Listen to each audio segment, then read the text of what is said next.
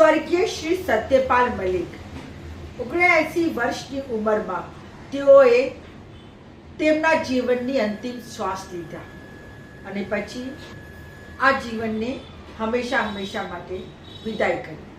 79 વર્ષના સત્યપાલ મલિક તેઓએ 5 ઓગસ્ટના રોજ તેમના જીવનને અંતિમ શ્વાસ લીધા. તેઓ ઘણા સમયથી હોસ્પિટલમાં બીમાર હતા.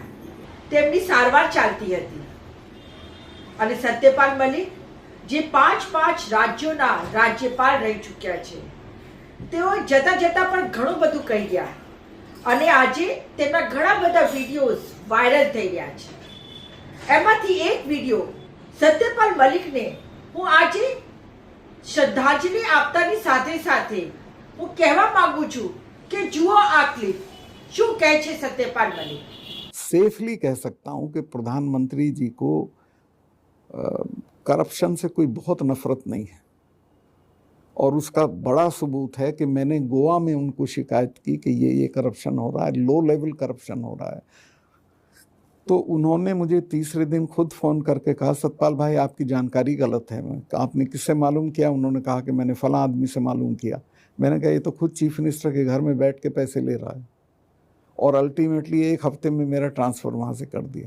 तो मैं कैसे मानूं कि ये करप्शन के खिलाफ ये आपने बड़े कमाल की चीज़ की है. आपने कहा मैं सेफली कह दूं कि प्रधानमंत्री को करप्शन से कोई नफरत नहीं है.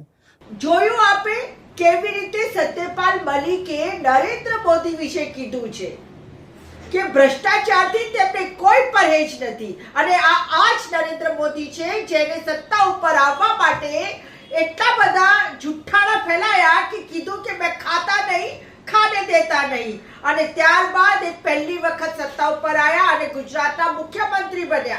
ખાતો નથી ને ખાવા દેતો નથી, આ સૂત્ર સાથે જ્યારે એ મુખ્યમંત્રી બન્યા હોય અને ત્યારે એમના જ નજીકના માણસો જ્યારે કહેતા હોય કે તેમને ભ્રષ્ટાચારથી કોઈ પरहेજ નથી અને બીજી બાજુ જે રીતે અડાણીને બચાવવા માટે એ અમેરિકાની સામે કંઈ બોલતા નથી, એનાથી બધું સાબિત થાય છે કે સાહેબ આપ ખાઓ કે ના ખાઓ કોઈ ફેર પડતું નથી, પણ તમારા બધા જ માણસો ખાય છે.